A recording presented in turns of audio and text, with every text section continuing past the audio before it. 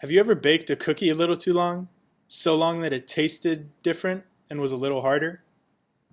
Maybe you forgot they were in the oven, and when you finally remembered, they were already burnt and black. The cookie dough changed from soft, sweet, and chunky into a golden, chewy, melty chocolate chip cookie, and then to a brown, crunchy, dry biscuit, and finally to a black, hard lump of coal. That process is kind of like the formation of metamorphic rocks. Just like our cookie example, metamorphic rocks have to start with some other material, like an igneous, sedimentary, or even another metamorphic rock, and they are cooked or formed in processes similar to that of the oven cooking the chocolate chip cookie. For today's lesson, we are going to learn about the third and final type of rock, metamorphic rock. The word metamorphic can be broken down into the word parts meta and morphic, which, when combined, mean to change shape. Therefore, metamorphic rocks are igneous, sedimentary, or other metamorphic rocks that are cooked and squeezed by intense heat and pressure into a new rock, which can have a new mineral composition, structure, and texture. Most metamorphic rocks are located deep within the Earth's crust, where the temperature and pressure are much higher. The average temperature that allows metamorphic rocks to form is between 50 to 1,000 degrees Celsius. The movement of tectonic plates will also add pressure to the rocks deep in the Earth's crust that will allow them to undergo the process of metamorphosis. Now we are going to talk about the two different ways metamorphic rocks commonly form. Metamorphic rocks are rocks that are changed as a result of exposure to intense heat and/or pressure. So, there are two types of metamorphism that occur in nature. The first type is called contact metamorphism, and the second is called regional metamorphism. So let's talk a little bit about the difference between these two. Now, imagine you have the surface of the earth here, and you can see some trees, and these colors here, these are layers of rock underground. And so I'm going to show you how contact metamorphism works. The reason it's called contact is because it involves existing rocks coming into contact with really intense heat, which is generally provided by magma. So imagine that one day an intrusion of magma forces its way up through these layers of rock. Now, all of the existing rock are going to be burned by the heat of the magma. So all along the edge of this magma, shown here in orange, you're going to have rocks that have been burned, Also known as cooked, by the heat of the magma. That burning or that cooking, causes them to change or metamorphosize into something new. So anywhere you see the orange, you're going to have some metamorphic rock. This is caused primarily by heat. But let's talk about the second type, regional metamorphism. Now this one is going to be more from pressure. So let's imagine that I have a plate boundary here, a fault, a crack, and that these two plates are coming together. So it's a convergent plate boundary.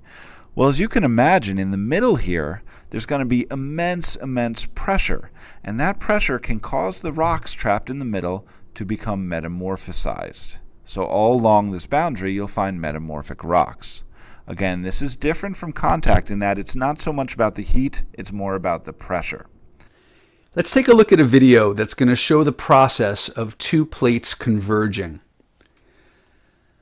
Notice over here the rocks on the left for now are pretty horizontal, pretty flat. But as the plates continue to collide, the rocks get all buckled and folded and all distorted. That pressure from that impact is enough that it made those rocks become metamorphic rocks. So again, you have pressure from two plates colliding. metamorphic rocks are often split into two major types: foliated and non-foliated. Foliation is the layers that can be seen in the rock in stripes and connected lines. These bands occur when the minerals in the rock are forced together due to high pressures during regional metamorphism, when the plate boundaries converge or collide. The intense pressure squeezes the minerals in the rock together to form the visible bands. Some examples of foliated metamorphic rocks are schist and gneiss. Non-foliated simply means that they do not have this layered appearance. Some examples of non-foliated metamorphic rock are quartzite, marble, and anthracite coal. This anthracite coal is a metamorphosized version of the organic, sedimentary, rock, bituminous coal. The following graphic shows a typical progression of metamorphism. It begins with the sedimentary rock shale. Shale then morphs into the metamorphic rock slate that is the very beginning of the process and requires the lowest amount of pressure. If you add more pressure to shale, it will then turn into phyllite, in which you can see the beginning of some foliation or layers in the rock. Even more metamorphism turns it into schist, which collects more minerals into clearer bands, and finally gneiss, which has the most amount of pressure applied to it in the clearest mineral bands. Okay, so let's wrap everything up. Metamorphic rocks are rocks that form from sedimentary, igneous, and other metamorphic rocks to form a new rock with new properties, all while staying in the solid form. They are forced to morph or change due to the intense heat and or pressure. Contact metamorphism occurs when intrusions of underground magma begin to cook the rock around them and change them with intense heat. Regional metamorphism occurs when convergent tectonic plates collide and squeeze the rocks with intense pressure.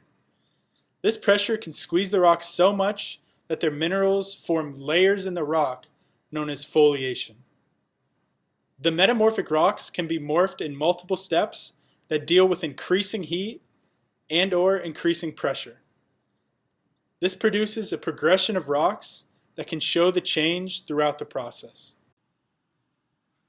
The following chart is an extra organizing tool that shows the topics that we have talked about in today's video. You won't be responsible for filling this chart out. It is just for reference for you to keep to help you sort out different types of metamorphic rocks. The top half of the chart shows foliated rocks broken down by their grain size from fine to coarse and decreasing metamorphism from top to bottom. This refers to the least amount of pressure and heat to form a metamorphic rock as low grade, with an example being slate, and the most amount of pressure and heat needed to form the metamorphic rock as a high grade, for example gneiss. The bottom half of the chart depicts non-foliated metamorphic rocks, which are also sorted by grain size from fine to coarse, and then depicts the type of metamorphism that forms the rock in the row. Next, it has some examples including the anthracite coal that we had talked about previously.